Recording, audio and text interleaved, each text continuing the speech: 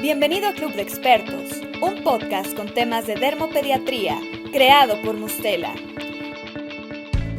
¿Qué tal? Muy buenos días a todos. Soy la doctora Elena Vidaurri de la Cruz, soy su anfitriona para el podcast Club de Expertos de Mustela. Y el día de hoy tenemos una sesión maravillosa presentada con casos clínicos sobre lesiones pigmentadas. Tenemos como invitados especiales a dos médicos especialistas en dermatoscopía. A continuación leeré su currículum y tendremos el gusto de que nos compartan sus casos y sus opiniones clínicas. El primero en participar será el doctor Rodrigo Roldán Marín, que es dermatólogo egresado del Hospital General Dr. Gea González y además tiene un fellowship en diagnóstico no invasivo de cáncer de piel obtenido en el Hospital Clínic de Barcelona, España. El doctor Roldán es uno de los pocos dermatólogos en México con experiencia en dermatoscopía, que es una técnica no invasiva para mejorar el diagnóstico clínico de las enfermedades de la piel.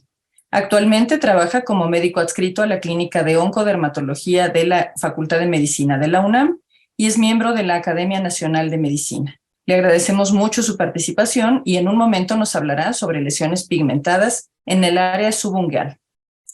A continuación de la participación del doctor Roldán, tendremos a la doctora Samira Faride Barragán Estudillo. La doctora es dermatóloga, egresada del Centro Médico Nacional La Raza del Instituto Mexicano del Seguro Social y además tiene un máster por la Universidad de Barcelona en España en diagnóstico no invasivo cutáneo con especialización en dermatoscopía digital, seguimiento digital y microscopía confocal de reflectancia, realizado en la Unidad de Melanoma y Lesiones Pigmentadas del Hospital Clínic en Barcelona, España.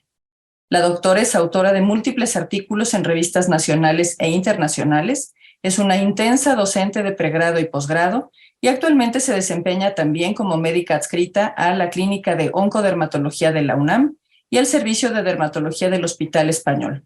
Además, es investigadora principal en varios protocolos de investigación clínica en dermatología. La doctora nos hablará sobre lesiones pigmentadas acrales. Finalmente, participaré con un caso clínico hablando de lesiones pigmentadas en las mucosas. Soy la doctora Elena Vidaurri de la Cruz, soy dermatóloga pediatra, dermatoncóloga y cirujana dermatóloga y trabajo como médica adscrita en el Servicio de Dermatología Pediátrica en el área de pediatría en el Hospital General de México, Dr. Eduardo Lisiaga. Nos dará mucho gusto compartir con ustedes estos casos clínicos. Le cedo la palabra al doctor Rodrigo Roldán Marín. Agradezco inmensamente la invitación a participar de parte de Mustela, de parte de la doctora Vidaurri. Es un placer compartir esta sesión, esta mesa con la doctora Samira y la doctora Elena. Y pues bueno, a mí me toca hablar de lesiones pigmentadas subunguales. El caso que les presento es una pequeñita de 7 años de edad que tiene una lesión pigmentada subungual de 3,5 años de evolución y la madre la lleva a consulta porque ha visto que la lesión ha crecido, ha aumentado de tamaño y porque la vecina le dijo muy preocupada que eso se lo tenían que quitar inmediatamente porque en mexicanos es particularmente grave las lesiones pigmentadas en palmas y plantas y en las uñas por el riesgo de que se puedan convertir en melanoma. Aquí tienen la imagen dermatoscópica en la que lo que podemos observar es que es una melanoniquia que está constituida por una coloración marrón, algunos tonos más claros, otras bandas un poquito más oscuras, ¿no? Que tiene un pseudo signo de Hutchinson y que es bastante homogénea en color y no tiene necesariamente pérdida del paralelismo, las bandas se ven más o menos conservadas. Entonces, obviamente sabemos que de acuerdo a la presentación, a la imagen dermatoscópica que estamos viendo, lo más probable es que esta lesión sea meramente un nevo melanocítico subungual y que esta paciente no tenga que ser sometida a sus 4 años de edad a la tortura de una biopsia de la matriz ungueal para llegar a un diagnóstico. ¿Okay? Este tipo de lesiones solamente nos dan si cuando son lesiones melanocíticas solamente nos dan dos alternativas. Existe una tercera que es un área gris, que son las hiperplasias melanocíticas, pero estrictamente hablando solamente tendríamos dos opciones. O es melanoma o es un nevo, ¿no?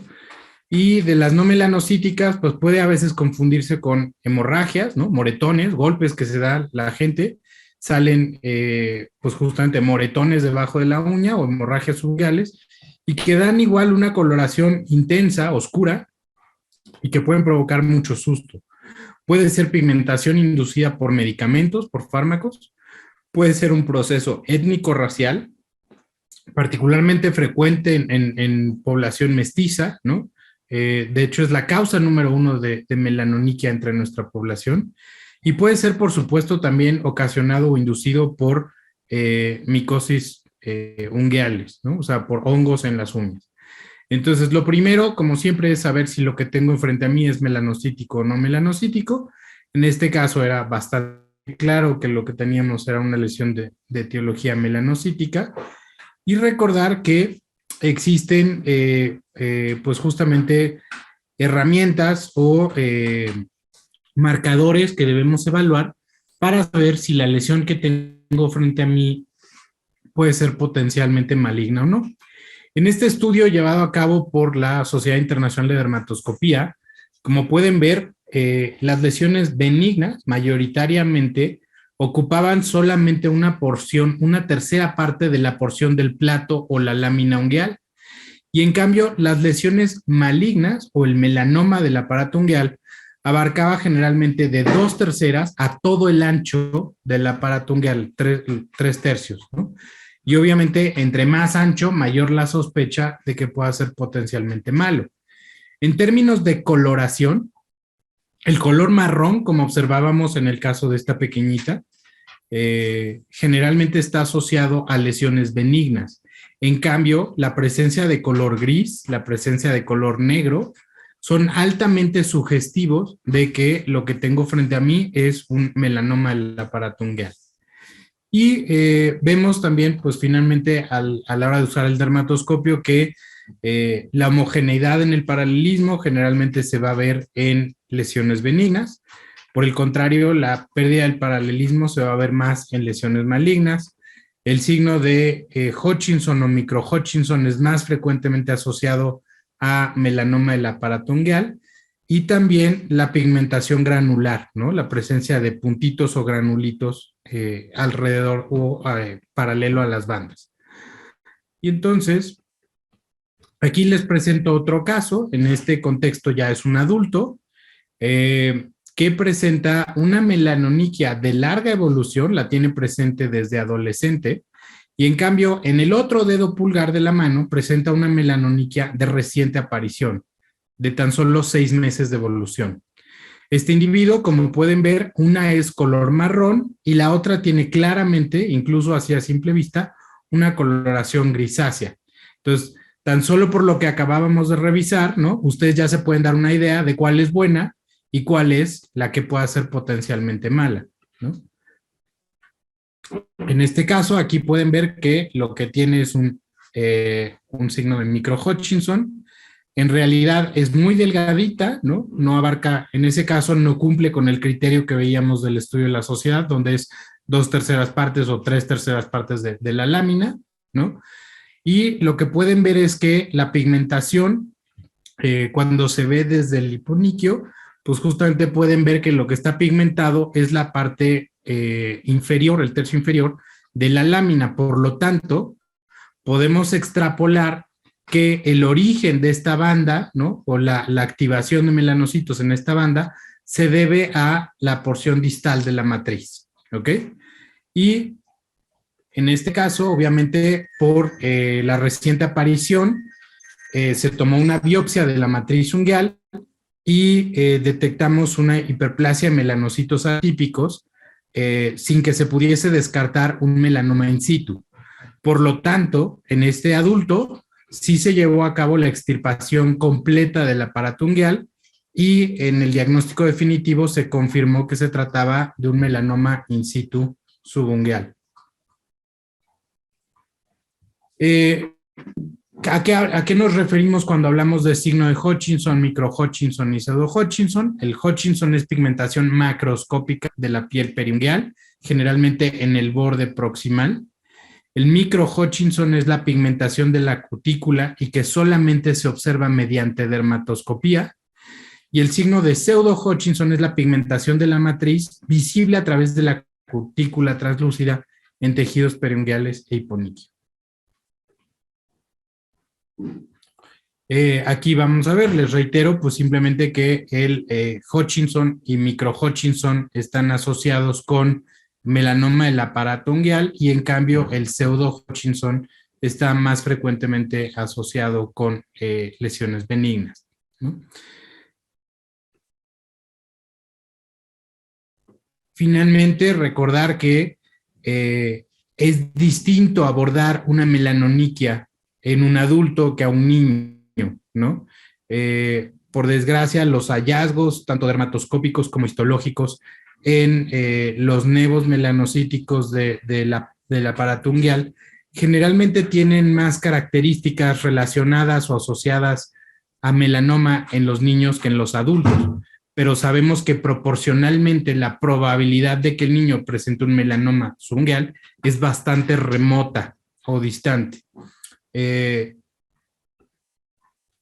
Y esto también se ha observado otros autores, por ejemplo, el doctor Koga en Japón, quien menciona que la melanoniquia en niños requiere un abordaje distinto, porque las características dermatoscópicas observadas en los melanomas del aparato ungueal en los adultos generalmente se ven en casos benignos en población pediátrica. Por lo tanto, mis recomendaciones son que el diagnóstico de las lesiones pigmentadas subungueales es difícil, es un verdadero reto diagnóstico, requiere experiencia y requiere evidentemente entrenamiento. Es distinto entre población pediátrica y población adulto. En niños es bastante más recomendable la vigilancia. Eso no quiere decir que jamás tomemos biopsias, por supuesto que sí lo hacemos, pero evidentemente en la medida de lo posible tratamos de evitar el dolor, el trauma y el riesgo sobre todo, ¿no? Pues de dejarle finalmente, si lastimamos la matriz, le va a quedar una onicodistrofia, una uña totalmente lastimada por el resto de su vida. Entonces, intentamos en la medida de lo posible prolongar o evitar esa biopsia lo más posible. La biopsia de la matriz debe ser evidentemente tomada por un cirujano dermatooncólogo con experiencia en el tema, o sea, no es nada más que yo haya operado 200 pacientes dermatoncológicos en mi vida, sino tengo que tener entrenamiento específicamente en tomar biopsias de la matriz ungueal. Recuerden que el grosor de la matriz es generalmente de tan solo entre 0.2 y 0.5 milímetros. O sea, parece papel de China, ¿no? Entonces, literal, una mala técnica pues le va a generar al paciente una distrofia ungueal permanente. Y muy importante, la pieza histológica, ¿no? Debe ser evaluada por un dermatopatólogo con experiencia en lesiones ungueales. Ya veíamos el reto, ¿no? De que en población pediátrica muchas veces, tanto dermatoscópica como histológicamente, los criterios que se pueden ver pueden estar más asociados a melanoma en población adulta y si no se tiene experiencia, dar lugar a un diagnóstico erróneo, ¿no? Por lo tanto, diría que, pues justamente, las pigmentaciones subungueales requieren un abordaje en manos de expertos. Gracias. Muchas gracias, Rodrigo, por este caso clínico tan interesante. Quisiera saber si la doctora Samira tiene algún comentario adicional para este caso. Hola, ¿qué tal? Pues solamente reafirmar lo que comenta el doctor Roldán, que es primordial.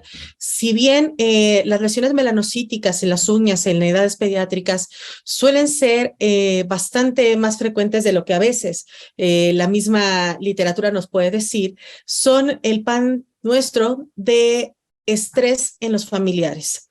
De pronto podemos caer en la tentación de generar alguna cicatriz en algún pequeñito, siendo total y absolutamente innecesaria. Entonces, tener esto siempre en claro, los niños vale mucho más la pena seguir y ante los cambios, entonces sí ir por ello, que de entrada ser agresivos y tomar una biopsia total y absolutamente innecesaria, y que a la vuelta de los años ese pequeñito se mire esa uña hecha un desastre y siempre se acuerde de mala forma de uno, ¿no? Entonces, bueno, creo que eso es algo muy valioso que tenemos que tomar a consideración en este tipo de cuestiones. Gracias. Gracias, Samira. Yo solo quiero agregar a las recomendaciones muy pertinentes, tanto del doctor Roldán como de la doctora Barragán, que los especialistas en evaluar la piel de los niños somos los dermatólogos pediatras y que ante cualquier lesión en la piel de un niño, lo conveniente es acudir con el dermatólogo pediatra. Es posible que caiga en la tentación cualquier otro médico de tratar una lesión de la piel y considerar que no sea necesario ni tomar una biopsia ni enviarla a patología cuando probablemente sí se requiere. Entonces, recordemos que lo más importante es que nuestros pacientes estén en manos de expertos, tanto en el diagnóstico como en el diagnóstico no invasivo, como en el tratamiento de estas lesiones. Las melanoniquias son en efecto muy frecuentes y a veces no se les da la importancia necesaria, aun cuando aparezcan en un adolescente o en un adulto, o se les da demasiada importancia esperando un tratamiento quirúrgico o radical en un niño. Y ninguna de las dos posturas es correcta. Ante una melanoniquia reciente, sobre todo en un adulto, la primera sospecha debe ser melanoma y se debe evaluar así. Pero ante melanoniquia de evolución muy lenta, crónica durante muchos años en un niño, la mejor conducta es vigilancia y únicamente ante cambios súbitos corresponde tomar una biopsia por personal especializado. Muchas gracias al doctor Roldán. Y a continuación le cedemos la palabra a la doctora Samira Faride Barragán para que nos platique su caso clínico. Muchas gracias, doctora. El día de hoy me complace el acompañarles y vamos a platicar un poco acerca de lesiones pigmentadas, pero ahora de forma acral. Les voy a presentar el caso clínico de un paciente de 18 años con antecedentes familiares de melanoma, lo cual es bastante importante, pero sin ningún antecedente personal de interés para el caso, y que presenta esta lesión que les presentaré a continuación, pigmentada en la planta del pie izquierdo, le llama él de toda la vida, y que ha ido de forma bastante paulatina aumentando de tamaño. Esta es la foto clínica donde podemos observar bastante bien. Me les pongo acá para que podamos ver.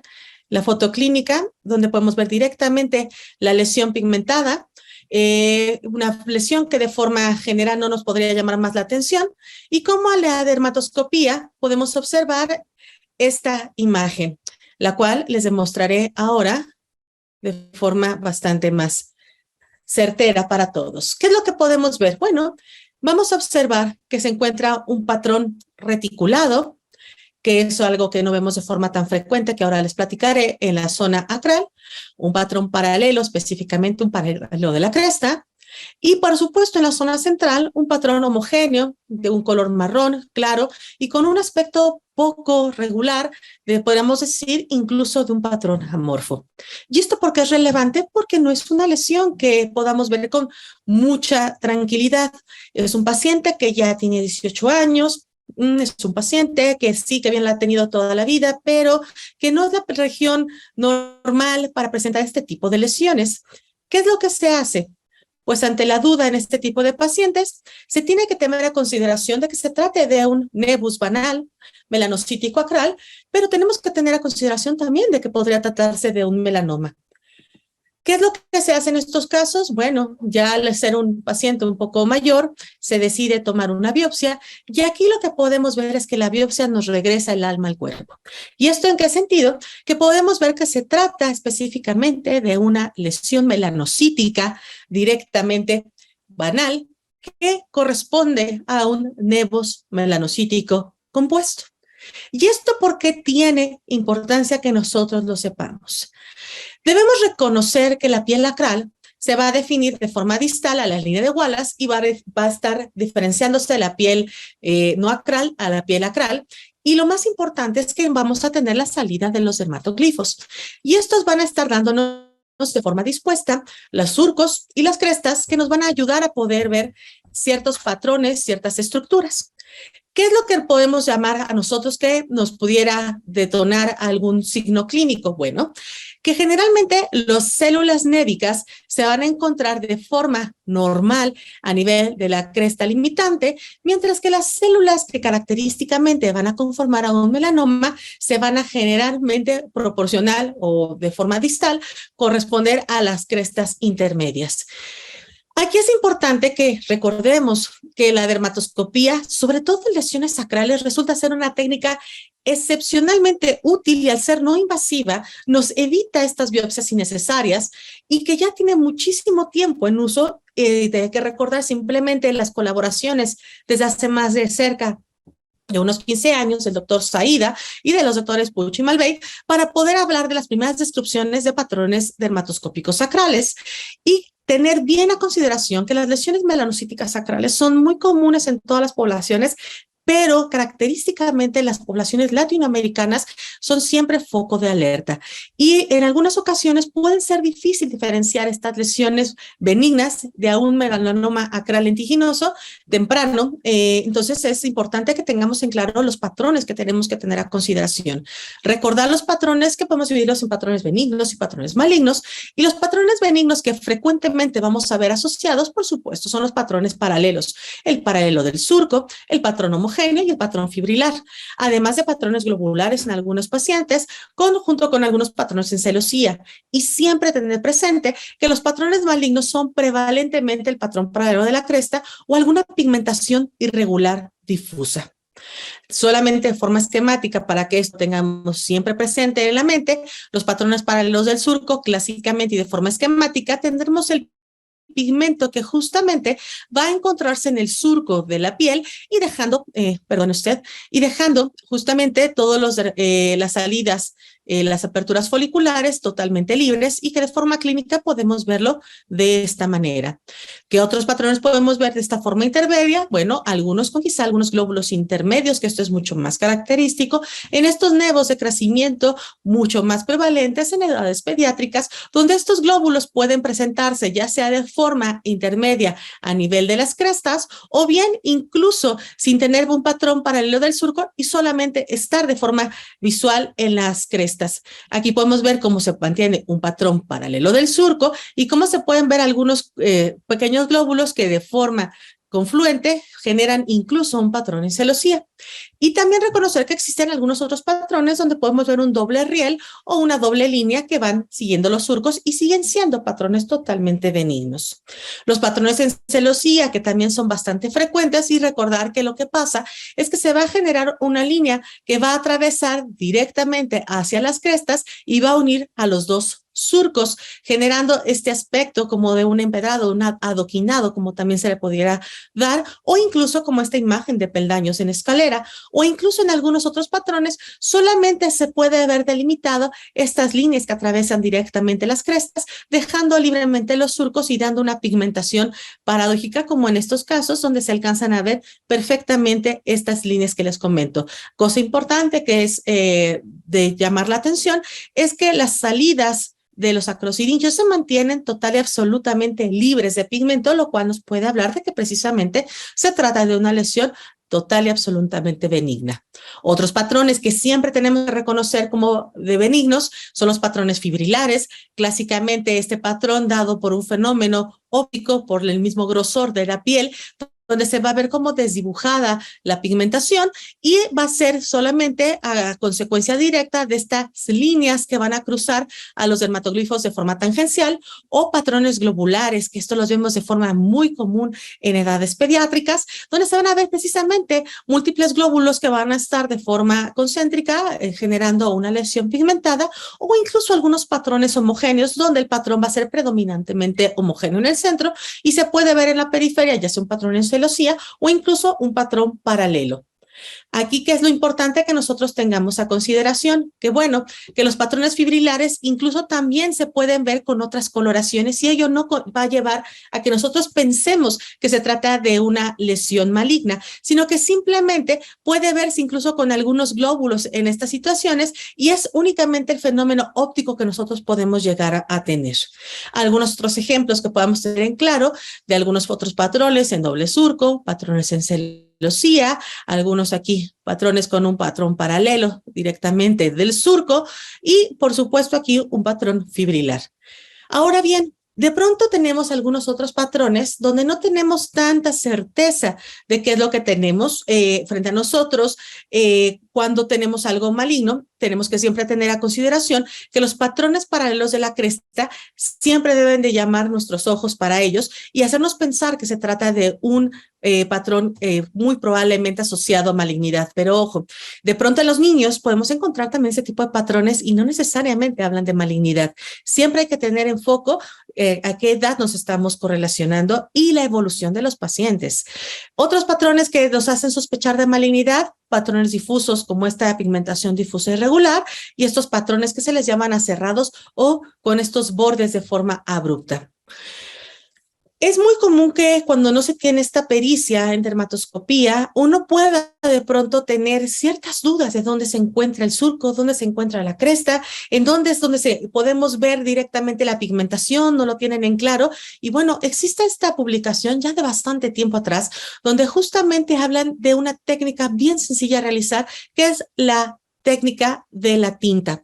¿Y qué es lo que se hace? Pues únicamente se pone un poco de tinta sobre la lesión, más bien dicho, al paralelo a la lesión, porque sobre la lesión no van a ver nada, se deja unos segunditos que penetre directamente en la piel y lo que va a aparecer es algo clásico. La tinta va a ir sobre la pigmentación hacia los surcos y nos va a permitir, como en este caso, poder distinguir si la pigmentación está cayendo en el surco o bien está cayendo en la cresta. Y de esta forma, por ejemplo, en estas lesiones donde no podemos saber bien a bien si el pigmento es meramente en el surco o es en la cresta, con este tipo de procedimiento podemos evidenciar con mucho mayor claridad. Ahora, ¿qué es lo que nosotros debemos de tener para poder hacer un diagnóstico de forma adecuada? Siempre detenernos y pensar. Tenemos una lesión melanocítica en piel acral. Si se trata de un nervio adquirido, vamos a ver si estamos frente a un patrón paralelo del surco o un patrón paralelo de la cresta. Si sabemos que es un patrón paralelo de la cresta, no nos vamos más allá y directamente a una biopsia si estamos sobre todo en un patrón, en una persona adulta. Sin embargo, si estamos en un patrón paralelo del surco, pero aquí, ojo, de pronto tenemos algunos puntos que tenemos que tener a consideración, que es el tamaño. Y específicamente, si es una lesión que tiene un tamaño pequeño, se puede dar un seguimiento periódico. Sin embargo, si encontramos algún tamaño mucho más grande, se recomienda poder dar mejor una biopsia, sobre todo si son lesiones de aparición reciente. Aquí algo importante también a considerar es que existen lesiones que no necesariamente van a tener toda la pigmentación en toda la piel y van a tener a lo mejor alguna coloración rosada. Y esto es importante que lo sepan porque de pronto las coloraciones rosadas también nos pueden generar mucha confusión y pueden presentarse como algunas lesiones acompañantes de algunos melanomas con patrones multicomponentes, inespecíficos, reticulares o incluso de algunos fibrilares o con celosía. Y algo importante con respecto a ello es que acorde a la publicación específicamente de la International Dermoscopy Society, lo que hablan en particular para poder diferenciar de un melanoma acral de cualquier otra lesión melanocítica pigmentada en la zona acral, hablan acerca de patrones que están más asociados hacia un melanoma. Y lo que más hablan que se asocia a un melanoma, por supuesto, lo que nosotros sabemos, son combinaciones de patrones, en particular patrones multicomponentes. Sin embargo, hablan de que si de pronto vemos algunos patrones difusos o con diferentes tonalidades que pueden ir desde el marrón o que vayan hasta colores más oscuros, pero que sobre todo tengan pigmentación a nivel de la cresta, también se llegan a asociar de forma bastante fuerte con respecto a melanomas. De forma tal, también hablan acerca de patrones benignos y se habla de que un patrón paralelo del surco casi siempre va a estar asociado a un patrón benigno, al igual que algunos patrones específicamente en celosía o incluso algunos patrones que se hablan también de patrones fibrilares. Algo que es importante saber es que de pronto tener estas imágenes en lesiones de novo deben de siempre ser puntos rojos de llamar nuestra atención. Si vemos múltiples colores, vemos múltiples patrones, vemos zonas incluso homogéneas, nosotros debemos detenernos y tener las antenas bien puestas y pensar que probablemente estamos ante una lesión maligna y no pensarlo más y tomar una biopsia. En patrones, por ejemplo, en lesiones melanocíticas como estas, donde realmente desde la clínica estamos viendo que existen diferentes colores y a la hora de acercar al dermatoscopio podemos ver múltiples coloraciones y vemos si en algunas partes de la lesión se alcanzan a ver algunos patrones incluso en doble riel, la zona específicamente central que nos va a dar esta pigmentación gris con una zona de regresión e incluso estos patrones paralelos de la cresta es que nos va a dar el diagnóstico específico de que esta lesión es una lesión maligna. Otra cosa que también es importante y arroja este estudio es que justamente la presencia de algunos glóbulos y algunos puntos específicamente de forma periférica nos tiene que hacer algo de sospecha de que esta lesión no es tan buena o que las terminaciones sean de forma abrupta o que haya lesiones rojo-lechosas o que haya patrones anómalos o patrones bizarros, como les llaman en esta publicación.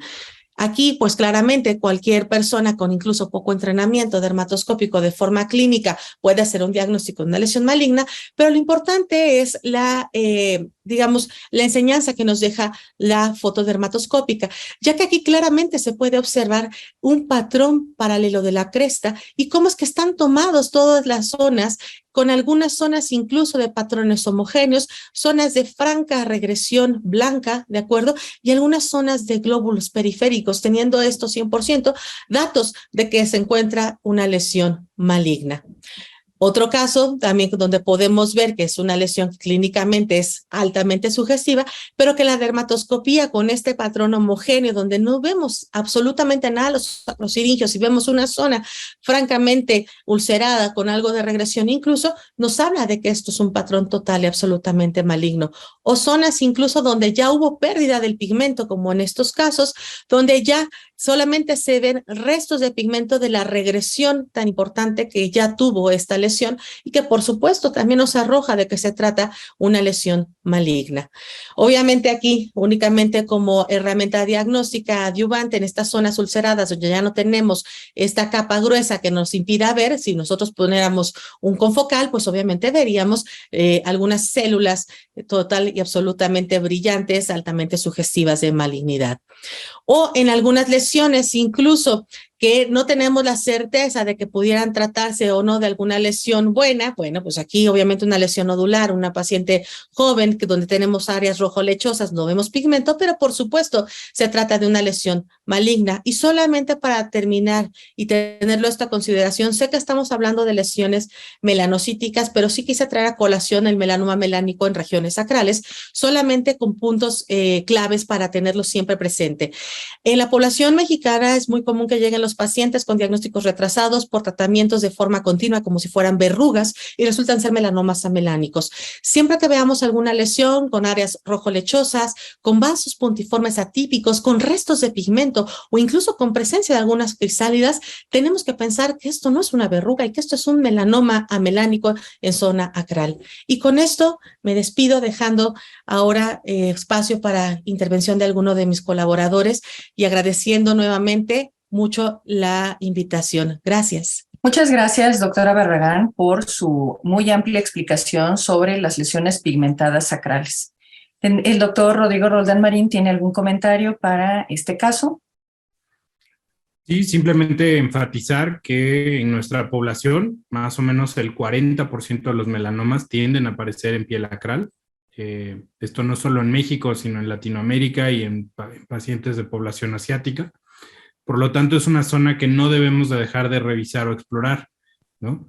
Yo siempre le hago la reflexión a los residentes de que, ¿qué sentirían si hoy van en la tarde al oftalmólogo y solo les ve el ojo izquierdo, ¿no?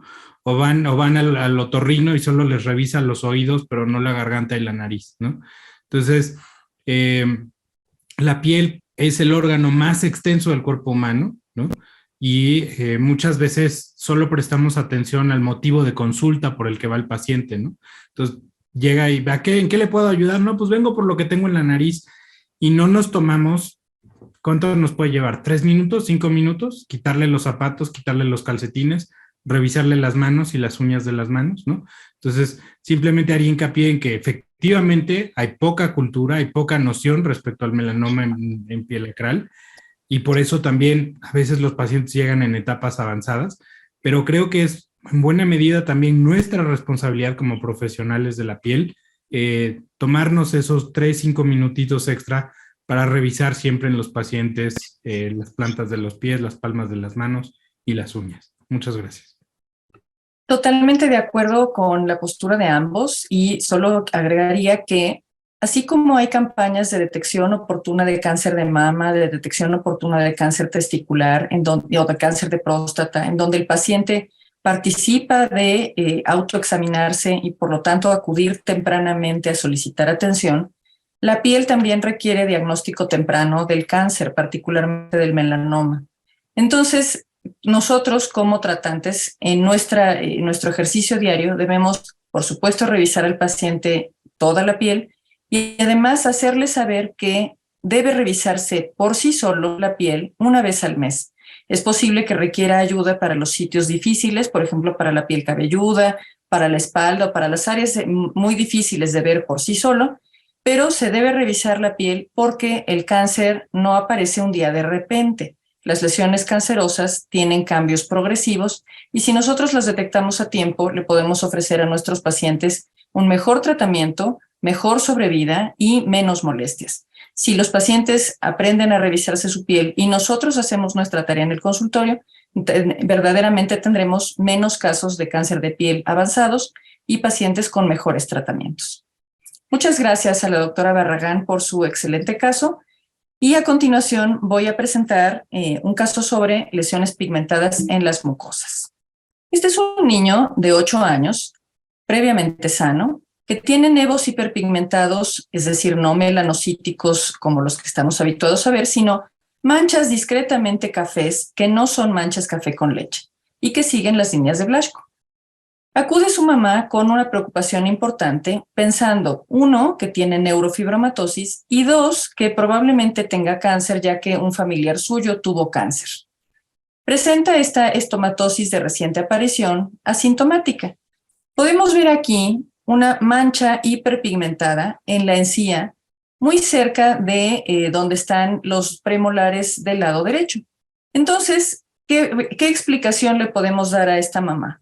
Por supuesto, tiene la preocupación de que su niño tenga neurofibromatosis y hay que explicarle que los nevos hiperpigmentados que tiene no son manchas café con leche. Y por otro lado, hay que explicarle que esta mancha, cuál es su característica y cómo distinguimos que es o no es una neoplasia maligna. Si nosotros vemos muy de cerca esta lesión, podemos ver una mancha amorfa, en algunas áreas se ve discretamente lineal, como con brochazos, en esta misma localización.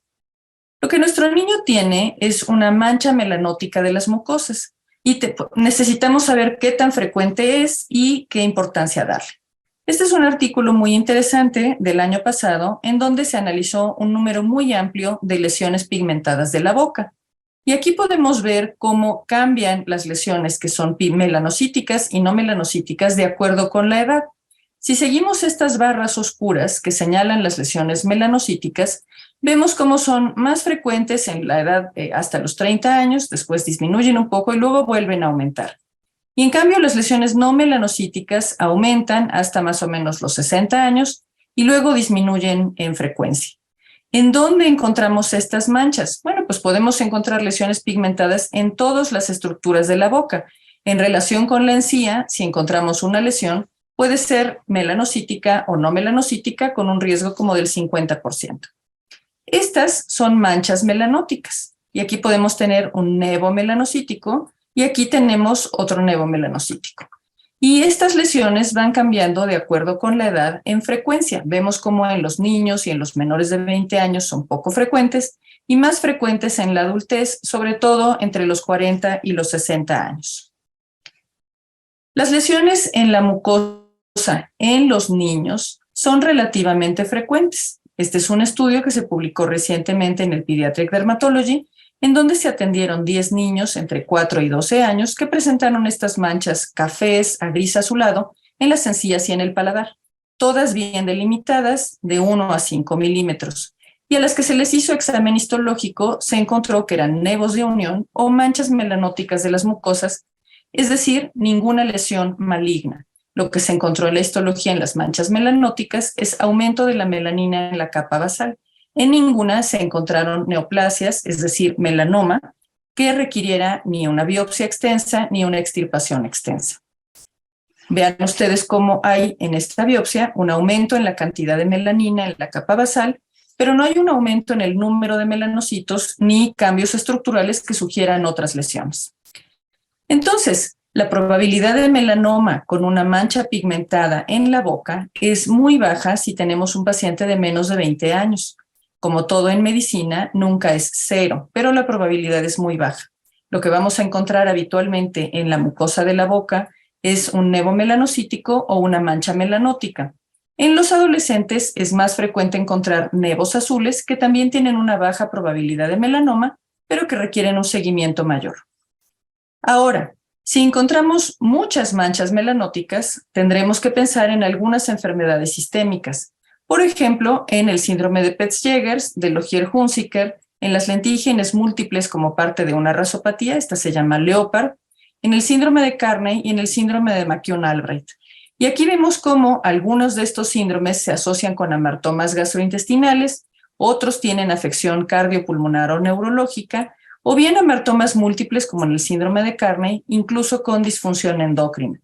Pero veamos aquí cómo la topografía y el número nos puede ayudar a distinguir entre estas enfermedades. Si solamente vemos pigmentación difusa en los labios, en la región perioral, en los genitales y en las uñas, se trata de síndrome de Logier-Hunziker que no tiene potencial maligno.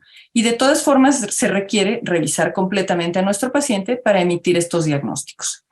En esta revisión de la Revista Europea de Dermatología hay algunos señalamientos sobre cuándo considerar melanoma oral y por lo tanto cuándo tomar una biopsia. Pero en los niños el melanoma de la cavidad oral es muy poco frecuente. Hemos tenido una presentación de casos clínicos de diferentes áreas y yo quisiera invitar al doctor Rodrigo Roldán y a la doctora Samira Barragán sobre si tienen comentarios acerca de esta presentación de manchas melanóticas en las mucosas. Sí, doctora, aquí es importante que tengamos a consideración también otra situación, que en los niños es muy común que también de pronto cuando tienen algunos problemas con los dientes, específicamente dientes que sean prominentes, dientes que de pronto generan mordida anómala, también es bien común que tengan estas manchas y los papás se ponen súper estresados al respecto, ¿no? Entonces, de pronto también es importante ante estos casos también tener un manejo conjunto con un especialista en boca, en patología bucal, específicamente un odontólogo, para en el caso necesario de tener algún tipo de guarda y mejorar este tipo de contacto directo del diente con la mucosa que genera una mancha melanótica justamente en esa zona, mejorarlo y darle la tranquilidad a los padres de que pues es únicamente una mancha postinflamatoria y que no tienen mayor relevancia, sin dejar de lado que por supuesto las edades pediátricas son edades donde el debut de muchas enfermedades justamente es el punto álgido a corregir, ¿no? Entonces, bueno, tener esto también ahí en el tintero y como bien comentó usted con mucho énfasis y creo que total y absolutamente cierto.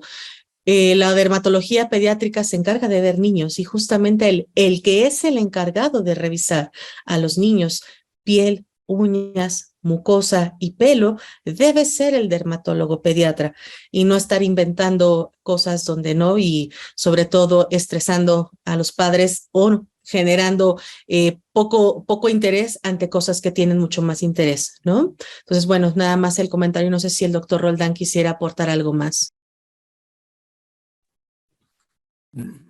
Solamente insistiría, bien lo mencionó mucho la doctora Vidaurri cuando presentaba el caso del pequeñín, en mucosas en particular, cuando hacemos uso del dermatoscopio, ya sea mucosa oral, en las zonas donde podemos ver, que generalmente es los labios, cara lateral de lengua, o mucosa genital, en general, más que buscar un patrón específico, lo que nos va a orientar a malignidad es la variabilidad en color, la policromía, ¿no? Otra vez, cuando hay tonalidades rosas o rojizas, grisáceas, blanquecinas, negras, por supuesto, ¿no? Eso es cuando debemos alertar mucho o incrementar mucho el índice de sospecha. Y en población adulta, simplemente recordar que afortunadamente ahora ya se usan en general otro tipo de prácticas para curar las caries, pero antes, cuando se hacían las amalgamas con mercurio, ¿no? El depósito del metal también podía provocar pigmentación de la adyacente de la mucosa. Afortunadamente ya cada vez lo vemos menos, pero pues siempre tener pendiente y revisar si le han hecho algún procedimiento dental y que tuviese una amalgama por ahí. Muchas gracias a ambos por sus comentarios. En efecto, la mucosa oral requiere revisión por parte del especialista, que es el odontólogo, y quienes hemos tenido una preparación adicional en patología bucal, podemos ofrecer un diagnóstico conjunto de manera que los pacientes tengan menos angustia. Cabe recordar que en las poblaciones mestizas la encía se pigmenta igual que se pigmentan las palmas, las plantas y las láminas unguiales, y entonces pues hay que tener en cuenta el fototipo de nuestro paciente de manera que no haya alarmas innecesarias y tomemos en cuenta cuando una lesión sí requiere una intervención más importante. Yo les agradezco mucho a ambos la amplísima experiencia que nos han vertido a lo largo de la explicación de sus casos clínicos y esperamos que nuestros oyentes, nuestro auditorio haya disfrutado tanto como yo la presentación de sus casos. Muchísimas gracias a los dos. Al contrario, un placer. Muchas gracias. Nos vemos pronto.